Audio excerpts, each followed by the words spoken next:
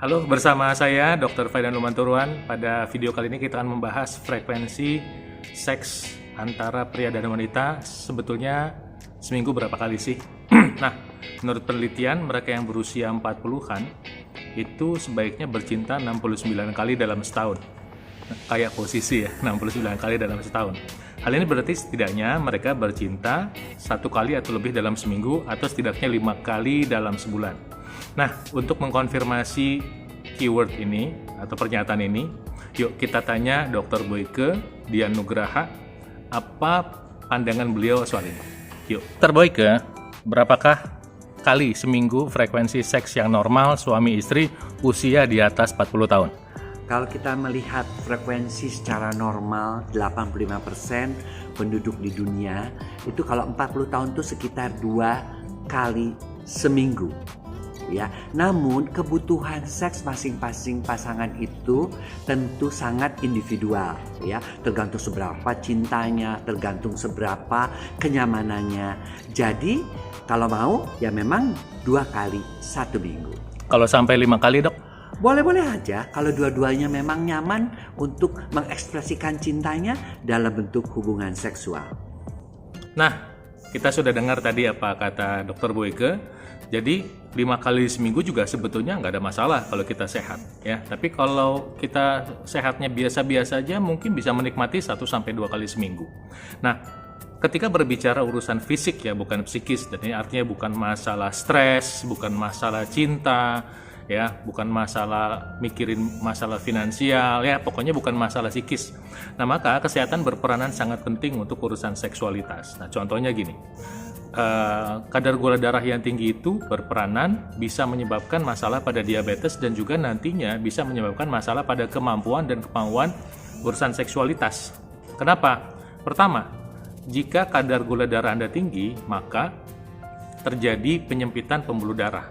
Seperti ada sumbatan gitu, diameter pipa pembuluh darah Anda mengecil, dan artinya buat yang laki-laki, ketika aliran darah ke arah alat vital laki-laki, ke penis, berkurang, kemampuan untuk ereksinya juga jadi turun. Ini terjadinya bertahap, enggak semata-mata langsung terjadi begitu saja, ya. Mungkin prosesnya puluhan tahun. Nah, pada perempuan, kurangnya aliran darah ke vagina itu bisa menyebabkan masalah pada lubrikasi nantinya. Kemampuan vagina untuk mengeluarkan cairan sehingga bisa melumasi ketika terjadi gesekan itu menjadi berkurang. Dampaknya jadi nyeri, perempuan menjadi trauma dan tidak bisa menikmati seks. Jadi masalah pada diabetes nomor 1 adalah pembuluh darah, ya. Kedua adalah masalah penyempitan pembuluh darah ini jika kita pikirkan coba aliran darah yang menuju ke testis yang menghasilkan hormon testosteron itu berkurang. Jadi dampaknya apa? Volume darah yang sampai ke testis berkurang, maka produksi hormon testosteron berkurang. Produksi hormon testosteron berkurang, artinya dampak dari hormon testosteron terhadap gairah seks juga turun. Artinya apa? Gairah seks turun. Nah, ketika gairah seks turun, kemampuan ereksi turun, maka tentu kemampuan vitalitas seksual Anda berkurang. Kemampuan dan kemauan berkurang. Dan pada perempuan juga demikian. Perempuan itu juga membutuhkan hormon testosteron walaupun dalam jumlah yang sedikit. Tanpa testosteron maka tidak ada gairah seks pada perempuan, ya. Nah, dengan menyempitnya pembuluh darah, maka organ yang membantu memproduksi testosteron walaupun jumlah sedikit ya di ovarium ya, itu juga berkurang. Ya, kemudian dampaknya apa? Gairah berkurang. Apalagi nanti kalau yang perempuan itu mengkonsumsi obat-obatan tertentu yang mengandung hormon. Apalagi jika mengkonsumsi makanan-makanan yang punya sifat-sifat seperti hormon, seperti makanan yang digoreng dengan gorengan yang mungkin ada namanya cyanoestrogen, ya, minyak yang digoreng dengan panas yang tinggi, itu menyebabkan hormon estrogen bisa naik dan hormon testosteron makin tertekan fungsinya, sehingga apa? Gairah seks bisa turun. Dampaknya apa? Kebayang nggak?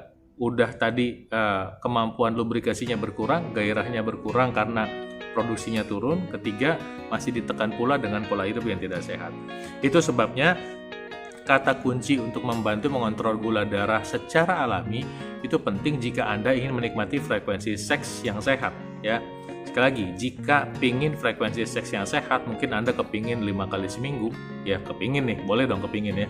Maka jika Anda punya kadar gula darah yang tinggi, itu sebaiknya harusnya dikontrol. Ya. Nah, bagaimana cara mengontrolnya? Bagaimana kata kuncinya? Nomor 1 adalah memilih sumber karbohidrat yang sehat. Pilihlah makanan yang tidak terlalu banyak meningkatkan gula darah. Misalnya Anda bisa memilih nasi merah ketimbang nasi putih, roti gandum ketimbang roti putih. Kemudian makan kacang-kacangan, misalnya kacang hijau sama biji-bijian ya. Kacang-kacangan seperti kacang merah bisa, atau kacang kedelai sebagai salah satu sumber karbohidrat Anda. Nah, jika Anda butuh tambahan tenaga, Anda bisa menggunakan pisang sebagai sumber energi karbohidrat Anda. Nah, itu nomor 1. Nomor 2, biasakan makan buah 3 kali sehari. Ini saya sarankan untuk Anda, jika Anda mau mempunyai pola hidup yang sehat. Makan buah 3 kali sehari, pagi, siang, malam sebelum makan. Buah membantu mengontrol gula darah lewat beberapa mekanisme. Pertama, serat pada buah itu bisa memperlambat penyerapan gula ke dalam darah. Kemudian kedua, di dalam buah-buahan itu, misalnya ada buah-buahan yang kayak vitamin C ya, seperti pepaya, seperti kiwi, itu membantu untuk mengurangi masalah penggumpalan darah yang bisa memicu terjadinya peningkatan kadar gula darah. Kok bisa begitu? Ya karena penggumpalan darah itu menyebabkan darah merah yang mengangkut gula, ya, hemoglobin yang mengangkut gula itu tidak bisa menghantarkan gula ke organ target, ke seluruh tubuh kita. Dampaknya apa? Dampaknya adalah nanti gula darah berkeliaran di aliran pembuluh darah kita. Dampaknya nggak bisa dipakai. Jadi dengan makan buah-buahan yang kayak vitamin C, potensi penggumpalan ini bisa kita kurangin. Ya. Kemudian juga memilih menu yang tidak digoreng. Memilih menu yang tidak digoreng itu seperti apa? Seperti menunya pepes misalnya, atau dibakar, atau direbus, atau jadikan sop. Itu adalah menu yang tidak digoreng. Dengan mengkonsumsi menu yang tidak digoreng, itu mengurangi risiko penggumpalan di dalam darah. Kita kembali ke tadi pengetahuan yang tadi bahwa penggumpalan di dalam darah itu meningkatkan atau mencetuskan masalah penghantaran gula ke dalam sel. Nah, itu tadi tips dari makanannya. Oh iya, saya tambahkan satu lagi. Biasakan minum air 30 cc per kilogram berat badan. Dengan minum air 30 cc per kilogram berat badan, kita bisa membuat proses pengantaran atau aliran darah itu bisa juga menjadi lebih lancar. Nah, tips terakhir adalah olahraga. Olahraga penting buat Anda. Saya minta Anda untuk rutin olahraga aerobik 6 kali seminggu. Kalau bisa sih jalan kaki, tapi kalau Anda tidak terlalu jalan kaki, Anda bisa menggunakan sepeda atau Anda bisa berenang. Atau Anda bisa kombinasi, misalnya 2 kali seminggu berenang, 2 kali seminggu jalan kaki, 2 kali seminggu sepeda, atau Anda seminggu 2 kali naik sepeda, 4 kali jalan kaki, atau seminggu 3 kali berenang, seminggu 3 kali jalan kaki, silakan Anda pilih. Kenapa? Sebab aktivitas aerobik adalah aktivitas yang penting untuk membuka pembuluh darah sehingga proses pengantaran gula darah bisa baik dan juga membakar gula darah sehingga mengurangi risiko diabetes. Demikian tips dari saya untuk kesehatan ini. Apakah boleh ditambahkan juga dengan latihan beban? Oh boleh. Boleh banget, saya sarankan minimal 2 kali. Kalau Anda mau lebih maksimal, tentu latihan beban itu sebaiknya minimal 2 kali seminggu. Boleh 5 kali seminggu? Boleh, tapi Anda harus atur waktu istirahatnya. Ya, demikian mudah-mudahan bermanfaat. Saya doakan Tuhan Maha Kuasa memberkati Anda. Saya menyampaikan salam juga untuk Anda. Assalamualaikum, Namo Buddhaya, Swastiastu, Shalom, Haleluya, Besim Yesua Masya. Salam kebajikan rahayu sebagai penutup. Salam sehat untuk Anda.